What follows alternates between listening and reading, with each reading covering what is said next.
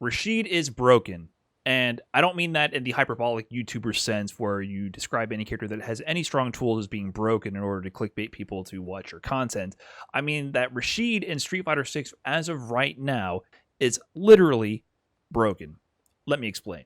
You see, we just got the release of Rashid, the first DLC character for Street Fighter 6 today, and along with that, the patch actually included the Drive Rush Cancel mechanic fix, where it allows you to do Drive Rush cancels now by performing a parry input, and also has a few bug fixes, which I argue are actually some sneak balance changes, and also some clever changes to the Drive Rush cancel system as a whole that we'll get into. And people are having a lot of fun with Rashid right now. It's a very cool character, tons of mobility options. Here's a clip from Hi Fight here showing off just how mobile Rashid can be.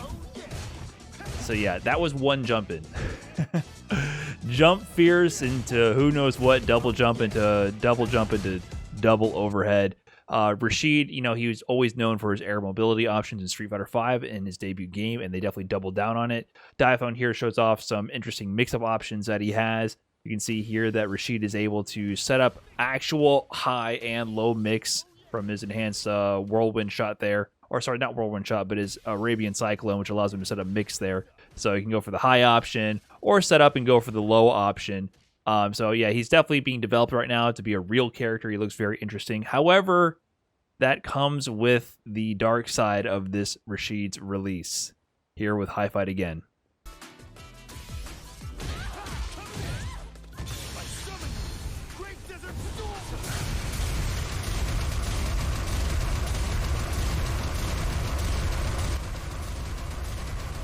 As you may have guessed by this point, this is not intentional. Rashid's level 2 Yusar is the tornado that he sets up. It's very reminiscent of his V-Trigger 1 from Street Fighter V. It sets up the tornado, which has a set number of hits, and it allows him to enhance his special moves by interacting with it, also absorb projectiles that the opponent might throw, force them towards the corner, set up high-low mix-ups, and get extensions off of it.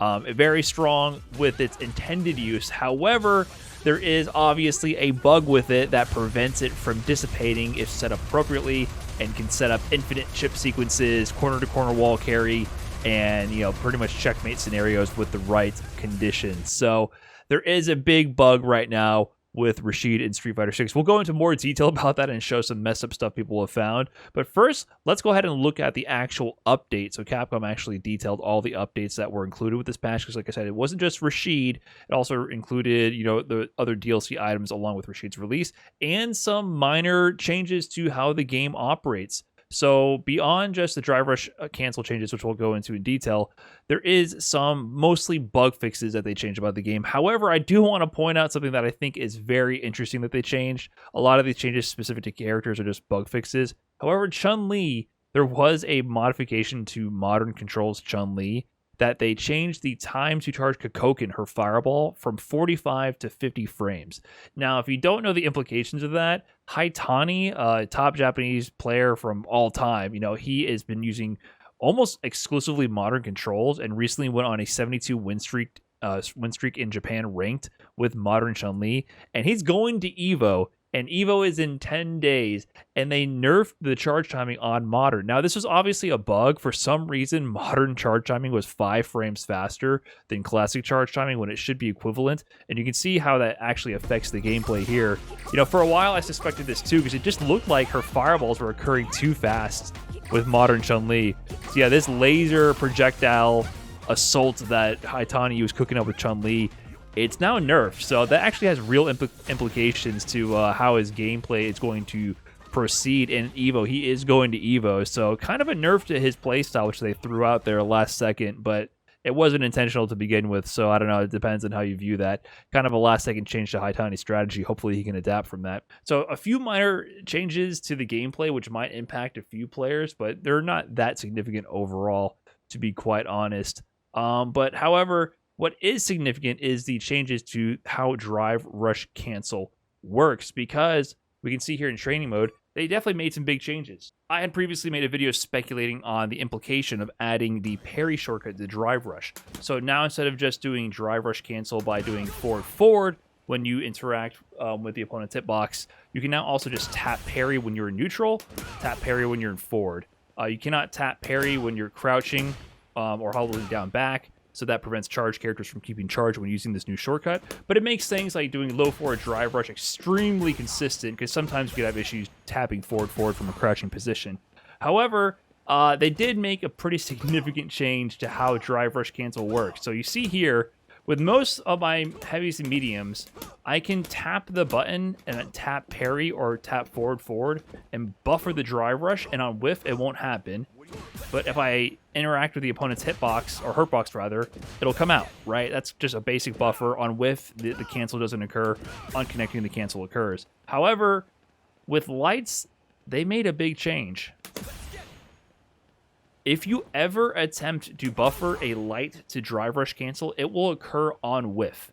So that means regardless of when you press the drive rush, you can never just buffer it in neutral to try to clip somebody. Say you're out here buffering lights with drive rush cancel. You can never do that, because no matter what, you're going to whiff the drive rush and spend 3 bars to do so. So this was something that I speculated in my previous video discussing this change, how that might be a negative consequence to the gameplay, because then people might sit around just buffering lights with the new input, which is very easy to do. They would just sit around buffering lights to drive rush cancel to safely poke away at people from a distance and clip them approaching them, and I didn't think that was healthy for the game. Capcom clearly thought about this, and I think this is a great change. However, this does nerf some characters. I saw Zangief players complaining that a big part of their gameplay is using standing light kick buffer to drive rush, because his standing light kick is a very good hitbox to whiff punish people with. They can no longer preemptively buffer it and hope they intersect or something. They're going to have to see something whiff, press it, and then press drive rush cancel. So it does hurt an already low tier character and makes him potentially worse. But this is definitely smart, because Capcom was worried about the game turning into a jab buffer fest. So yeah, with the new update, you can no longer whiff your lights. You'll always get drive rush cancel to occur. But they did that because we've all seen the Tokido style of gameplay. This is a match from Tokido, which I showed off during the previous video on this topic. He is sitting here buffering drive rush. He's doing it the old-fashioned way with the dash input, but he just presses jab over and over and buffers drive rush behind it. If you press anything when you're caged in, the drive rush will occur. So that's definitely not necessarily healthy for the game, in my opinion. So they didn't want to make this even easier, because on arcade stick, this is very easy to whiff the dash, because you have to press it so fast so that the drive rush doesn't happen. So this is Tokido playing on hitbox to make this happen. So they didn't want to make this accessible to everybody, make the game devolve into jab buffers. However, there is still some sorcery in the game.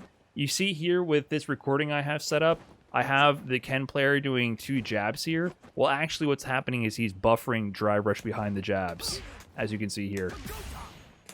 So this is the dummy doing the same input every time. He's doing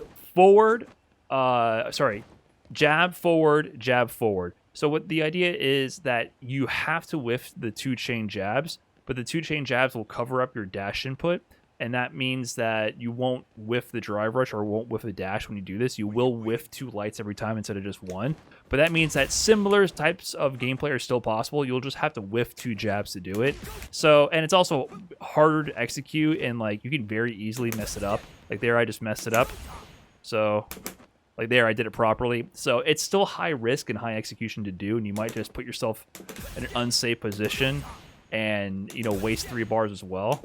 So it's definitely hard to execute every time, but it's still present in the game. I think some hitbox players might master this and use this, but instead of whiffing 1 jab, they have to whiff 2. So I think this is a good compromise from Capcom, and I think this change is very smart to prevent people from just buffering drive rush from lights all day. So good play from Capcom there. I think that was a really clever solution to a problem that a lot of people foresaw with this upcoming change. So I like the drive rush cancel change. It is very close to Evo, so this will impact people's strategy. I saw clips of top level players like Momochi buffering drive rush in neutral from lights and being like, oh wait, I can't do that anymore. I'm going to get drive rush cancel on whiff. So you're going to have to work on your muscle memory real quick before the largest fighting game tournament ever. But at least, you know, I think it's healthy for the game long term. But what's not healthy for the game is releasing buggy characters 10 days before a large tournament and making them tournament legal.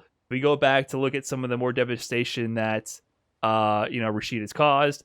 We can look at the hype moments. But first, Street Fighter and the Capcom developers have acknowledged that they are aware of the bug with Yusar, and they are investigating it. This might get resolved very quick, might not, but is this going to be legal for Evo if they can't fix it in time? Here's a clip from Jab showing another checkmate scenario.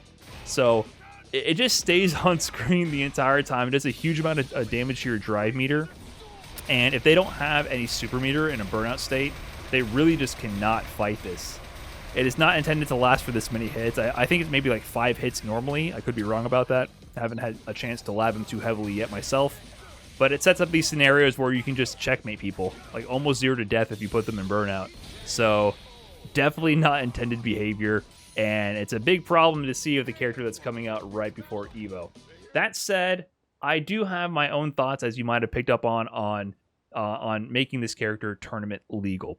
Evo is supposed to be the most prestigious tournament for fighting game players, and I believe that there's a bit of hubris from the developers to drop a complex character like Rashid with a bunch of balance changes and gameplay mechanics changes 10 days before the largest tournament. Not just because it forces players to learn new mechanics and suddenly have a pop quiz sprung upon them. They're no longer able to focus on the gameplay that they've developed over the past months. They have to quickly learn to counter a specific character and change their muscle memory. But also there's a bit of hubris involved with it because there's always bugs with software releases. No matter how many man hours you put into quality testing a software product, the moment you put it live, 1 hour in the field is equal to 1,000 times as many man hours as you can actually muster on an internal dev team. There's just so many more people testing the product that you find bugs that you're not able to find in a timely manner in an internal dev team. It's just how it is. So things like this make me question if Capcom is really prioritizing the players who are spending thousands of dollars to travel to Evo to compete in a stable,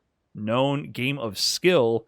And it seems like they're really prioritizing showing off their DLC character to make money. So I know a lot of people don't really share my view on that. People think that Rashid will just be a good fun time for the spectators, but I also feel for players who are paying to have their skill tested in the agreed upon format, right? This is the game we've been playing for 2 months now. I want to test my skills in this format of the game, not suddenly have to scramble to learn to counter a new character and to learn a new mechanic or have my strategy be nerfed right before I go to the biggest tournament in the world. I would prefer these changes to be made either more in advance or after these sorts of events, but not everyone agrees with that. That's fine. I'm just advocating for the players because I feel like this adds an unnecessary burden upon them. And also with Rashid, I don't expect Rashid to perform well at Evo at all. I expect him to just potentially be a monkey wrench in a couple of poor souls who have their Evo run cut prematurely short by a Rashid player. I think Rashid is a complex character who will take time to develop. But remember, developing offense always comes first prior to developing defensive counterplay. So people will develop the offense first, then defensive counterplay will follow. And we don't have that much time to develop defensive counterplay. So Rashid, I don't expect him to break top 64, to be quite honest, or top 128. He might cause some upsets in pools because some players just want to go and be chaos. But I think if it upsets 1 or 2 players, I think that's 1 or 2 players too many. They pay a lot of money to be tested on a certain format of the game, and they're not getting that. So I'm a little disappointed in this. However, as disappointed as I am as a competitor, I totally understand the spectator point of view. I think it would be hilarious and just like a shit show to watch somebody get blown up by Rashid, and it'd be super fun to watch. So I understand that perspective as well. I just have mixed feelings about it.